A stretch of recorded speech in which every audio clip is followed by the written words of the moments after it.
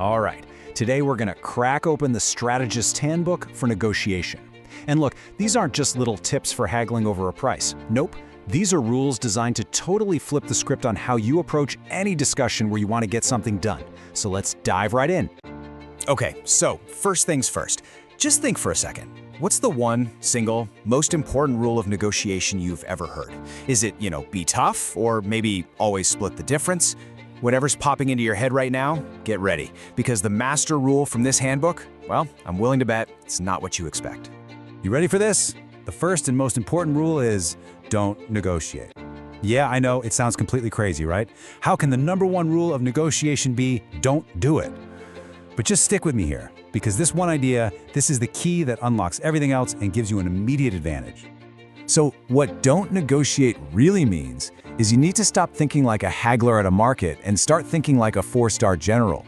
It's all about setting the stage, understanding the entire battlefield, and positioning yourself to win long before that classic back and forth ever starts. It's a complete mindset shift, not a refusal to talk. Oh, and this one is a huge one, a classic mistake. You've got to stop negotiating with yourself. I mean, think about it. You want to ask for a 10% raise, right? But then that little voice in your head starts up. Oh, they'll never say yes to that. So you talk yourself down to just asking for 5%. You see what just happened? You've already given up half of what you wanted, and the other person hasn't said a single word. A strategist makes the other side do all that work. Okay, so where does this new strategic mindset have the most impact? Right at the beginning. Seriously, those first few moments of any negotiation are absolutely critical. They set the tone, they frame the whole conversation. Getting this opening gambit right is, well, it's non-negotiable. And here's where you can really see the difference in action. The rookie? They're often just so relieved to even get an offer on the table that they're tempted to just grab it and say yes right away. But the strategist? The strategist knows that the first offer is almost never the best offer. It's just that, a starting point. So here are two golden rules for the opening. Just burn these into your brain. First, never, ever accept the first offer. Even just pausing for a second or asking a simple question signals that you expect something better. And second, try your best to get them to name a number first. Because if you make the first offer, you might accidentally aim way too low, giving away a ton of ground before the game has even started. And that brings us to our next critical area, information. You have to understand that in any negotiation, information is the real currency. It's not just about money or terms. The person who has more information and who protects their own more carefully, that's the person who really holds the power.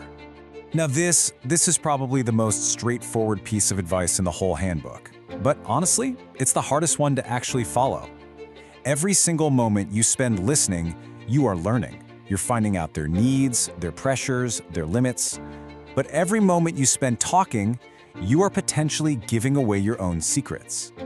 And this discipline leads to your most guarded secret, your bottom line, your walkaway point. The moment you reveal the absolute minimum you'll accept, guess what? You've just guaranteed that's the absolute maximum you are ever going to get. You have to protect that number like it's a state secret. Okay, so we've covered our offensive playbook. Now let's talk about defense, because a really skilled negotiator is going to use some common tactics and psychological traps to try and get an edge on you. And knowing how to spot them, well, that's your shield. First up is the salami effect, or sometimes called salami slicing. It's a classic. See, they don't ask for the whole thing at once. That would be too obvious. Instead, they ask for just one thin slice, and then another one, and another. Each little request seems so small and reasonable that you just agree. But before you know it, they've walked away with everything they wanted, one slice at a time. So you've got to watch out for a series of small asks. Ugh, this feeling. We've all been there, right? That sinking feeling in your stomach right after you've shaken hands, and you just can't stop thinking, man, could I have gotten more? This almost always comes from wanting the negotiation to be over with too quickly. Remember, patience is a powerful strategic weapon against regret. So, if a deal feels way too easy, that's a red flag. The strategist rule is to avoid the quick deal. Just pause, take a breath, and start asking questions. Questions like, why is this offer so good? Or, what's the full picture I'm not seeing here? Because 9 times out of 10, an offer that's too good to be true usually is, and you need to find out why. And here's another subtle but powerful trap, the gift. In a negotiation, just giving up a small point for free, It doesn't feel like a nice gesture. What it really does is create this unspoken pressure on you to concede more later on. The rule is, you trade concessions, you don't give them away. Always frame it as, okay, I can do that for you if you can do this for me. Never ever give something for nothing. So let's zoom out and pull all these threads together now. These rules, they aren't just a random list of tactics to memorize.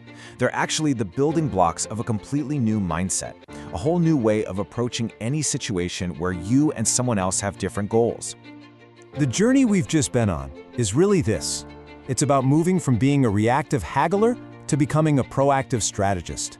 It's about shifting from broadcasting your own position to quietly gathering intelligence. And you transform from just reacting to what they do to carefully planning your own moves. That's the real core of the Strategist's Handbook. So I'll leave you with this final thought. A negotiation is always right around the corner. It could be at work tomorrow, at home tonight, or the next time you have to buy a car. Looking back at all these rules, which one? Which single rule will you consciously decide to use to give yourself a strategic edge? Because that is how you start winning before the conversation even begins.